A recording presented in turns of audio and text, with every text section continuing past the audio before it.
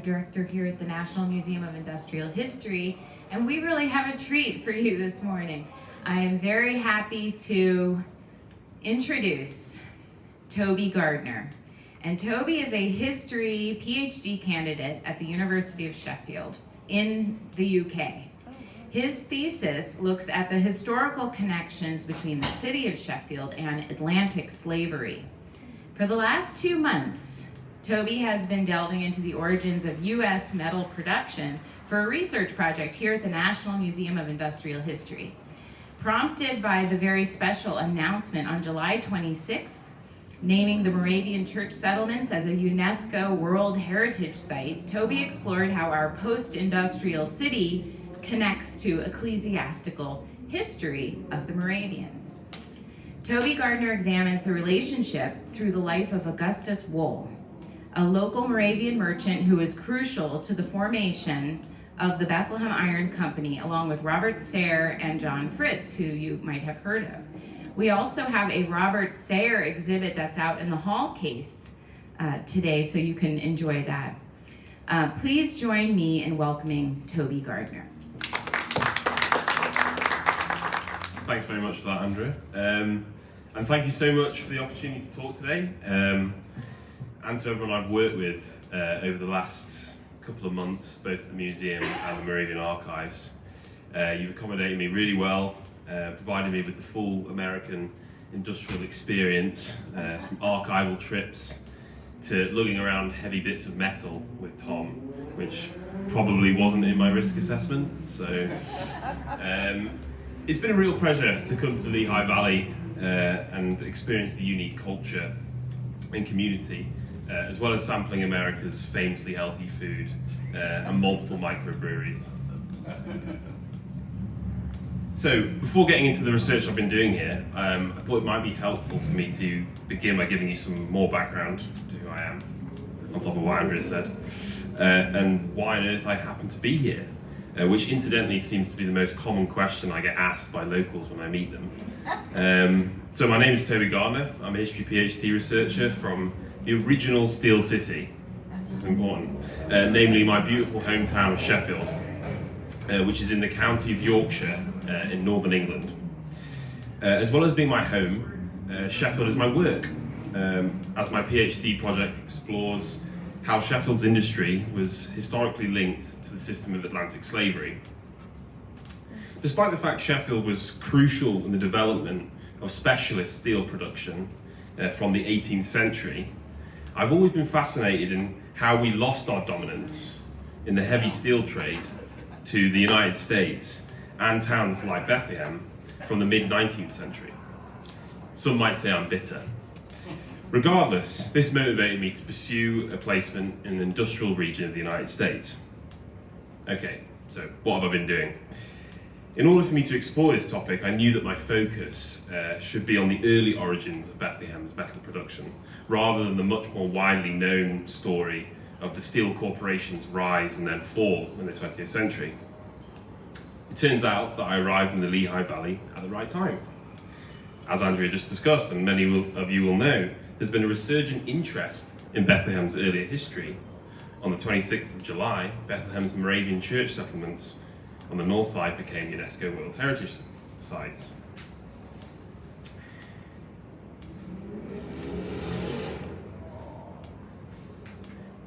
However, to me as an outsider, this elegant ecclesiastical and architectural legacy didn't quite fit with my perception of Bethlehem as a typical Rust Belt town. On making my first walk across the Lehigh River, I was staggered by the contrast of the crumbling hulk of the steel stacks to the idyllic and pastoral modesty of the Moravian settlement buildings.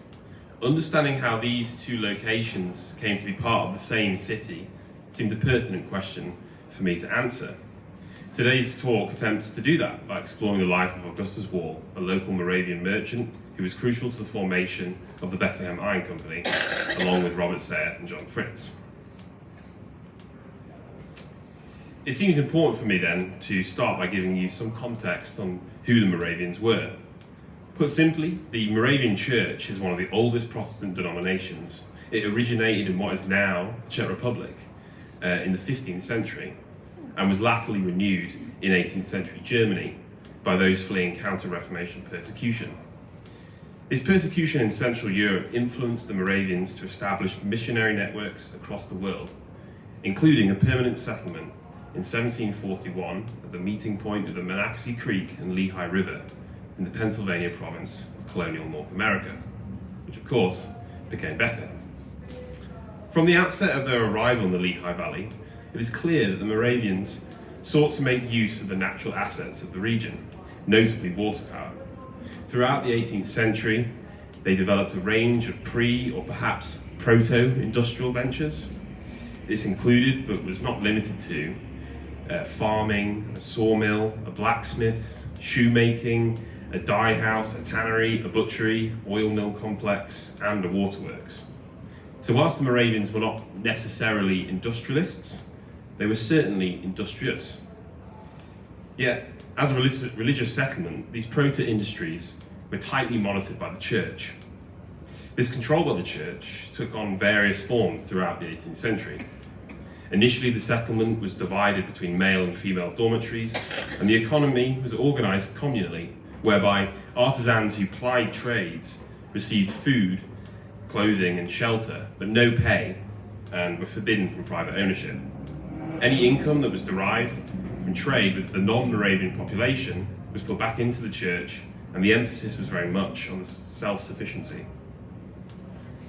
Nonetheless, this tranquil and isolated autarky was a source of admiration for many who visited the Lehigh Valley.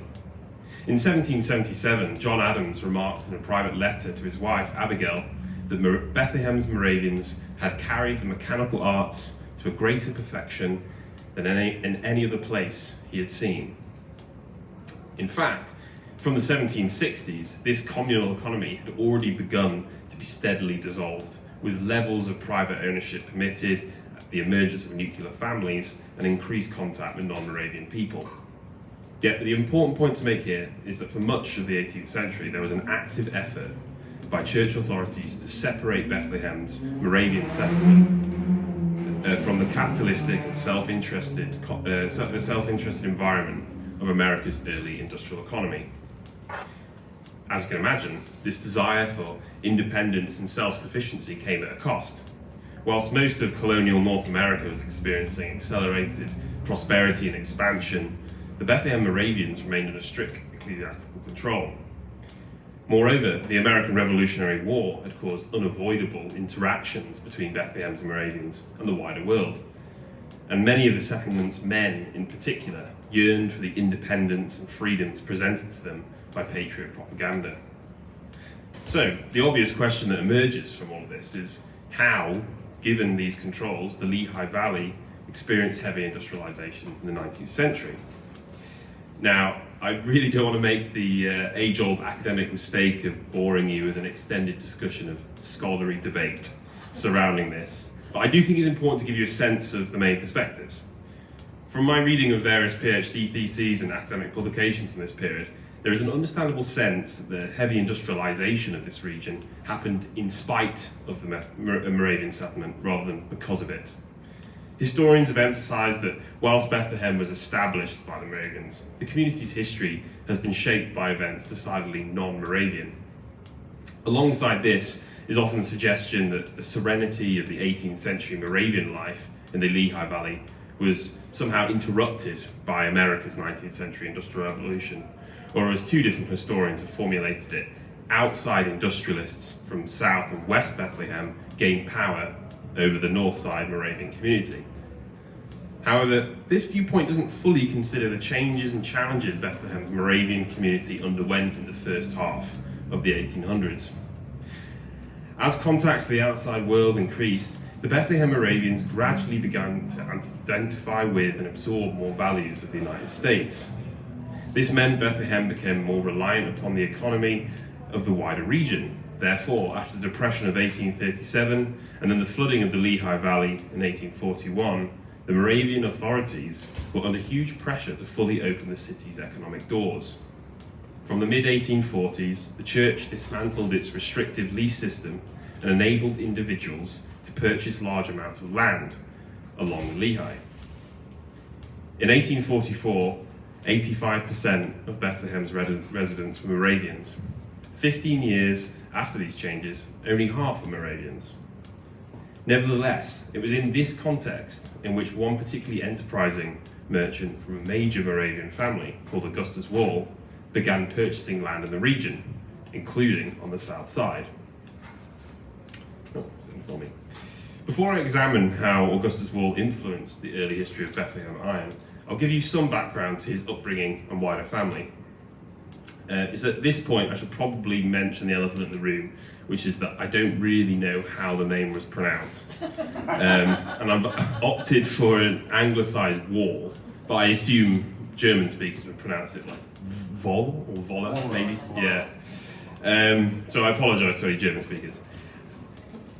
Regardless, Augustus Wolle descended from a large and well-connected Moravian family that had originated in Central Europe but had members across the Americas. His paternal grandfather spent many years as a missionary on the island of St. John in what was the Danish West Indies and is now the US Virgin Islands. His father was born in the Caribbean but came to Pennsylvania for a Moravian education aged only 4, arising to become a successful shopkeeper in Jacobsburg, Nazareth, and ultimately Bethlehem, where, with his wife Sabrina, he had 10 children. Augustus was their 6th son, and please don't ask me to name them all, because I don't know the names. As will become clear later, researching the early life of Augustus Wolle, incidentally, has been much easier than his final years. The family preserved a ridiculous amount of personal papers, including things like Augustus's school books from 1829, when he was only 8 years old, and also his diaries in his early teenage years. I've tried not to read too much into these materials, but I do think they demonstrate that Augustus was, from an early age, a very attentive and industrious individual. His diaries reported everything from inventories and transactions he facilitated whilst working in his father's store, to the weather, to weekly remarkable occurrences, which ranged from jovial events like eating ripe strawberries at his father's jubilee, to rather depressingly reporting that an acquaintance of his, Johann Smith, had hung himself. This precocious behaviour undoubtedly had its benefits, as between 1838 and 1845, Augustus Wolle purchased the remaining stock of the Bethlehem store from the Moravian Church Society and ran it on his own account. He was only 17 when he began running the shop on his own, and by 24 had purchased the building and the land, which makes me at 26 feel very insecure. Through his partnership with Robert B. Krause and Ambrose J. Irwin, Augustus was able to expand the store throughout the mid-19th century. It remained one of his most successful business ventures until the 1870s, and I've included an advert from 1868 of the Bethlehem store. Moreover, Augustus was given the chance to travel alongside his enterprises, accompanying and financing his brother Francis's trip to the Paris Exposition of 1855, where he presented to the industrial community his patented paper bag machines. It's important to mention that despite this obvious entrepreneurial zeal, Augustus remained committed to local religious affairs and remained influential in the Moravian community, serving in the committee of the Young Men's Missionary Society. So, by the 1850s, Augustus had established himself as a successful merchant who remained committed to his community, but had gained international experience of European industrial affairs. It was clear the time was right to divert his energies into the natural resources of the local area. In fact, it had been Augustus's father, John Frederick, who there was a picture of before, who had first attempted to enter the iron business in the early 1840s. As Augustus revealed in a private letter to his father-in-law in 1843, this venture had not been successful, and John had lost his whole estate. Why Augustus pursued iron production after this experience is slightly perplexing. Yet it does demonstrate again the Moravian community was not resistant to Bethlehem's industrialization. On the contrary, individuals were actively involved from the outset. Now, I'm just going to give you a quick potted history of Augustus's role in the origins of Bethlehem steel, which is quite complicated, involves lots of different name changes, so please try not to fall asleep. The important point is that there is little doubt that Augustus was a key initial driver to metal production in Bethlehem. So Augustus's first venture in the metal business was as a shareholder of in the Thomas Iron Company up the Lehigh River in Hockendakwa. I think I'm pronouncing that right. Hockendakwa. Yeah, almost. In 1854. Yet this newfound interest was brought closer to home when Augustus became aware of the development of iron ore beds in Saucon Valley near Hellertown. Thus, by 1857, Augustus had secured a charter of incorporation for an organisation called the Saucona Iron Company. However, as discussed, real estate in South Bethlehem had been selling like hotcakes in the previous years since the dissolution of the Moravian economy. One large landowner, Charles Brodhead, was encouraged by his uncle and US Senator Richard Brodhead, and none other than Jefferson Davis, who was War Secretary at the time, to develop South Bethlehem into a government foundry for defence contracts. Perhaps, unsurprisingly, this plan fell through, failing to secure congressional action on the grounds of a conflict of interest. Charles Brodhead was therefore in a slight predicament. However, as mentioned, Augustus Wolle had also become a large landowner in the south side himself, so he took very little persuading to move his new iron business there and go into business with Charles Brodhead. For about 2 to 3 years, nothing really happened due to another nationwide financial crisis. Nonetheless, both Wolle and Brodhead remained vigilant, despite only having a handful of subscribers, who were mostly from the Moravian congregation, it's worth mentioning. By the 1860s, the two sought to develop the aims of their company. They received an amendment to the original charter from the Pennsylvania authorities, enabling the company to make and manufacture iron ores and iron into any shape or condition, and changed the name of the company to the Bethlehem Rolling Mill and Iron Company. This was changed to the more punchy Bethlehem Iron Company in May 1861.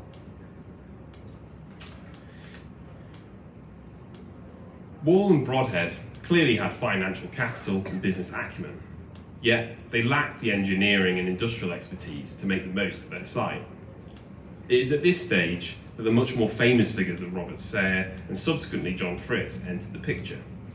Sayer, of course, as chief engineer of the Lehigh Valley Railroad, was immediately attracted to Wolle's iron project and became an associate and was crucial in the designing of the site.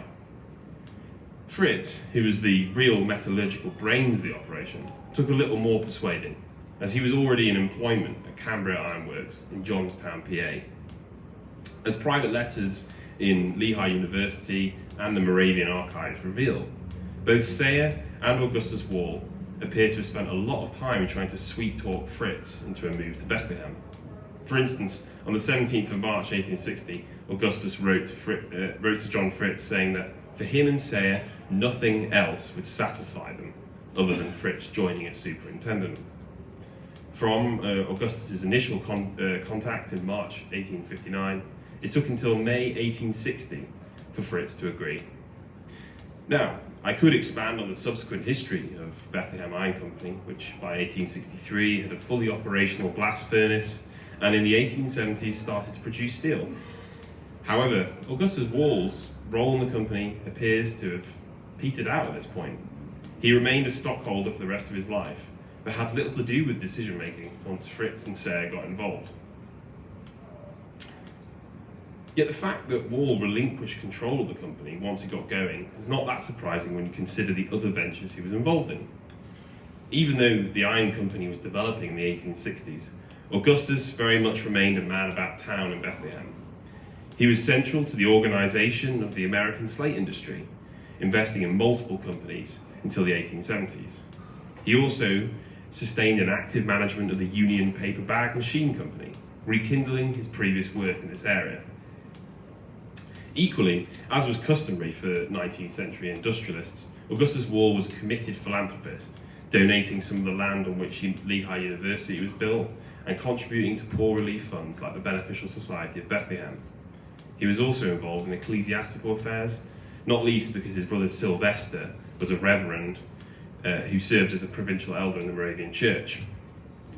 Augustus, therefore, was a chief contributor to the Moravian Church funds at the time, and interestingly, it appears from my reading of the financial records, that in return Sylvester subscribed to many of Augustus's ventures, including the iron and slate industries.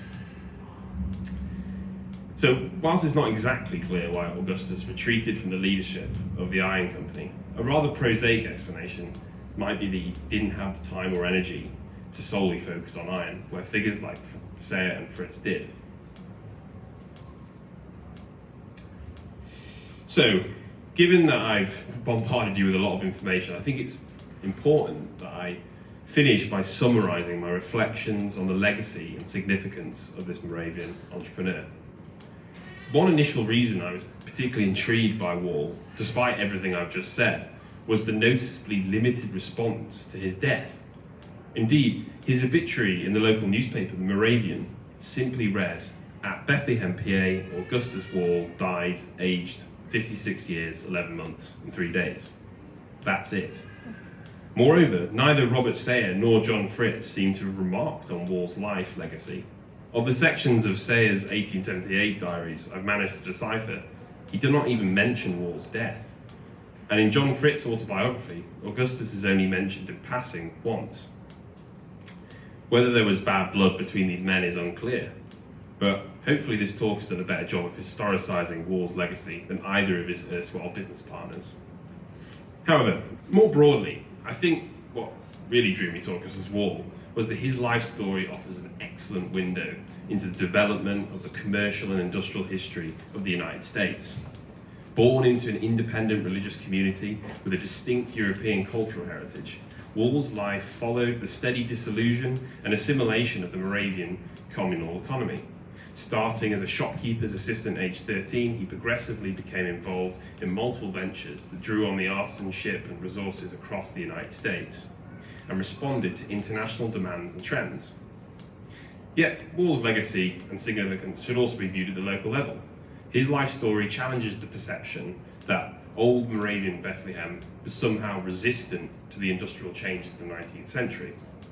Rather, one could argue that it's part of the same story. Thank you for your time.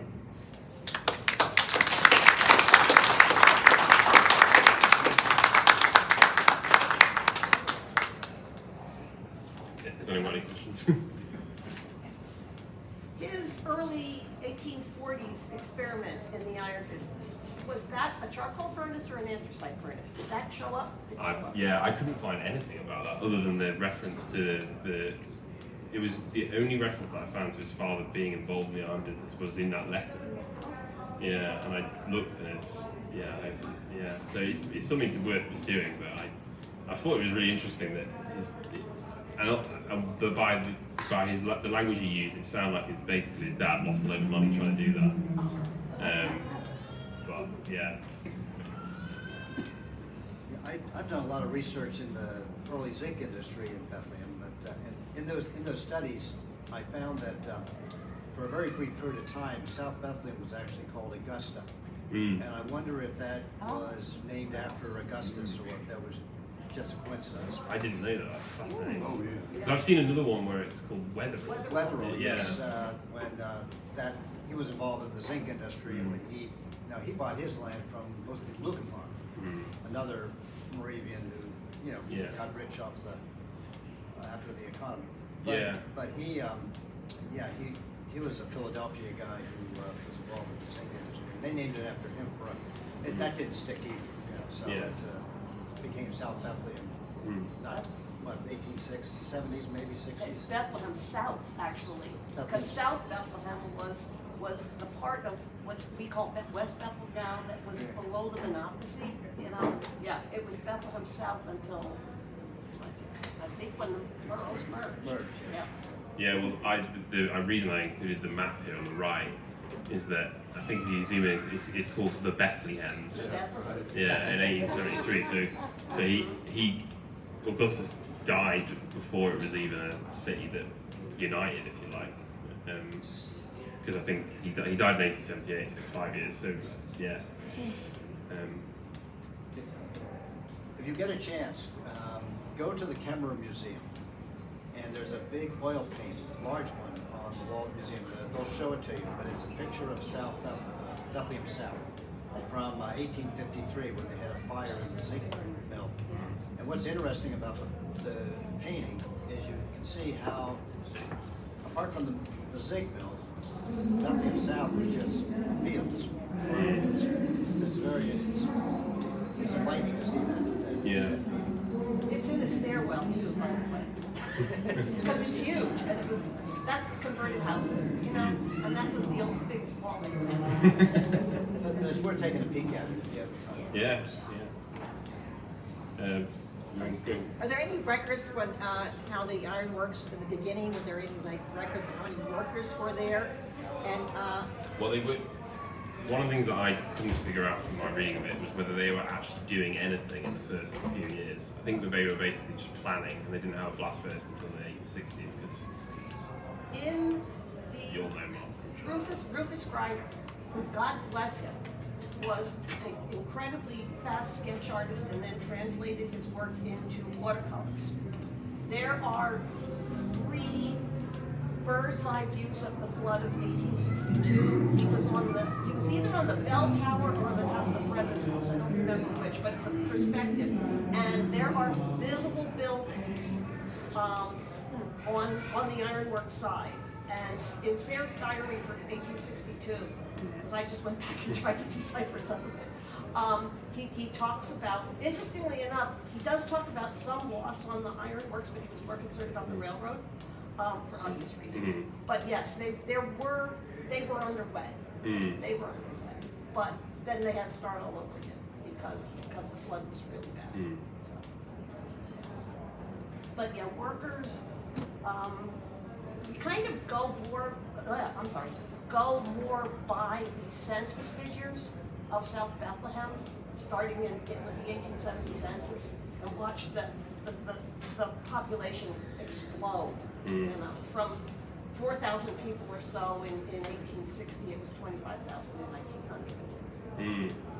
Yeah, that's one of the things I didn't include about the percentages. I said 85% of Bethlehem residents were Moravian in 1844, but there were only 1,000 residents.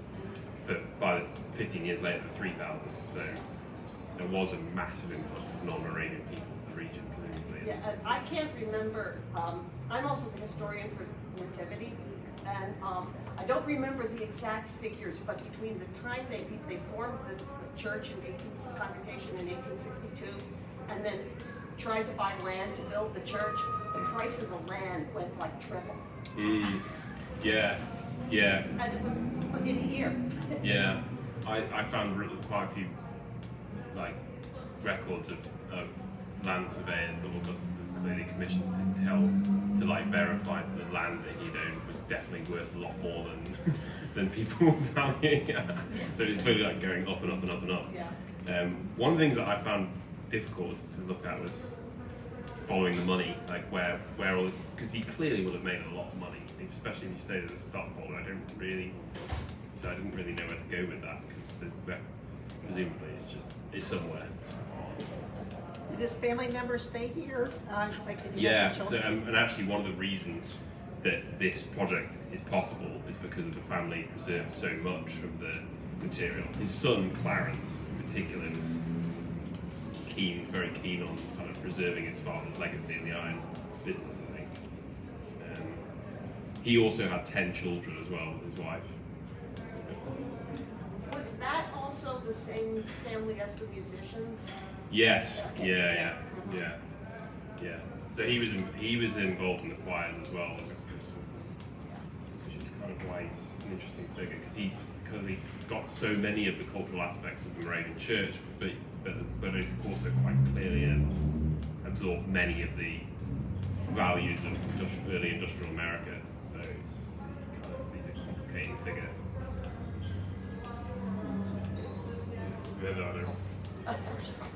Was Augustus in partnership with Richard Chapman and the Chapman Slate Quarries? Yeah, he was a major investor to the Chapman Slate Company. Yeah. He seemed to invest in quite a few, so presumably there wasn't competition between them. And he bought up other people's patents on the vanishing. Augustus's wife was my great grandfather's sister. Oh wow. Yeah, and I'm sure you know that, but his wife came from Salem, North Carolina. Yeah. And by the time the war started, the family had drifted north, except for my great-grandfather. Wow. And he was a jeweler, silversmith, looks like his father. And his brother was also trained in that trade, and he decided to become a medical doctor, so he went to the University of Pennsylvania. He graduated in 1859, and then he came to Bethlehem rather than go back to North Carolina because his mother was from Bethlehem. But as the war progressed, my great-grandfather, he bought 2 substitutes, which you do back then. He got drafted twice. Then he got drafted a third time in 1864, and obviously the South is winning, losing the war. So his other brother-in-law got him a pass from the Confederate Army and allowed him to go to Mobile, Alabama, where he somehow made his way to the Mississippi River and came up north in late 1864. And then Augustus got him a job immediately in the slate sales. Great-grandfather ended up doing quite well in the slate industry and also in paper bag machinery. Yeah. I mean, if you're interested, you can go to the Moravian archives. They've even got some of the paper bags. I know, I've seen as sample. Yeah. They look like they're pretty good paper bags. Well, this is a lot more interesting than what I was going to say. Great discussion, a lot of fun, and it seems really valuable that you have those documents, those early documents, saying who he was, what he did, to kind of fill out the biography, so it's not just kind of one damn company after another. So first of all, it was wonderful to have just little teasers about his character. Would you say, and there's also the sense that it wasn't an industrial revolution, it was an industrial evolution, and Pascoff argued that decades ago and so forth. With that as a framework, how do you think Wolle's life and work, does it fit into that sense of an industrial evolution? Yeah. Could you I mean, develop coming that from from the British context, the idea of industrial revolution has been massively pushed back against now. It's a cliche now. Yeah. It's a real cliche. We're generally told not to refer to it as a revolution. You know, British people don't have revolutions, of course. So What is the term? industrialization is the word. Yeah. Okay. Is what everyone goes on about. But yeah, no, I think that I think he's a perfect example of that because I mean the fact that he died early as well is also an interesting in itself because he died about 30 years earlier than Robert Sayre and John Fritz, who lived long enough to be part of that transition to 20th century context of real sort of, you know, American capitalism was really going at that point. He was not there at that point, but he offers an interesting bridge from that early American industrial actions to the kind of, I mean, he literally just left before it got really exciting about Bethlehem, basically. So yeah, I think he's very useful case study, I think, for that. You know, the other thing to consider, now I'm wearing my National Canal Museum hat. The other thing to consider is that when he attempted that iron business on the south side, the successful anthracite iron, which was already going since 1840, was all I wish we had one of those in the museum too. And we're in the middle of nowhere. You mean nativity, of course, not canal. No. Oh, we have bells. The anthracite iron business partially flourished because the navigation made it possible to bring the fuel cheaply and then carry away the finished, more or less finished product, pig iron. And so all the first big furnaces were all where the canal and the navigation were accessible. South, you know, here in South Bethlehem, the navigation just went right along through the Moravian part of town. And I read some interesting stuff too about how the Moravians were not happy about it. all these, you know, Yeah. riffraff coming through our town. Yeah. You know, from up there in the riffraff coal regions. Yeah. So I that may have had something to do with it too, that he just didn't kind of grab onto it because it still wasn't easy to get large quantities of coal, and charcoal was really, really expensive by that point. So he was still, like you say, he was still working all around kind of in this sort of old paradigm, and it was just beginning to, the railroads changed all that, of course, too. You know? Yeah. So, Yeah. I mean, there's probably multiple explanations. Another one is that he seems to have a lot of health issues. I was going to ask Yeah. that, if perhaps what he withdrew was health issues and he just managed to hang on. Yeah. Moravians had good doctors, so he might have been able to hang on to something, but Yeah. he just might have had to kind of, you know, give it up a bit because he just didn't have the health anymore. Yeah. Yeah. Could be. I think he officially retired in 1873, potentially due to health, and then also died in 1878. Which, yeah, 56 is early for Yes. a middle class. Yes. Individual of the 19th century. I think. Was there intermarriage between the Wolle's family and the Henrys, the Henry Gun Factory? And Oh yeah, so no, yeah. They had an early charcoal furnace. Yes. North of here. Yeah, that does ring a bell. That's in the family paper. The Moravian archive papers on the Wolle family is insane. Yeah. There is stuff about the.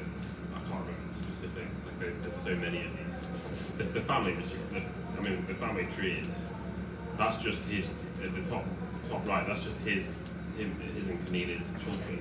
On the left, they have 10 children. And so it's pretty difficult to follow. Which also means it's quite a difficult one to follow through sort of name searches because you're like, which one? Which one are you talking about? Yeah. But yeah, I think I do remember that. Great. Yeah. I mean. Yeah.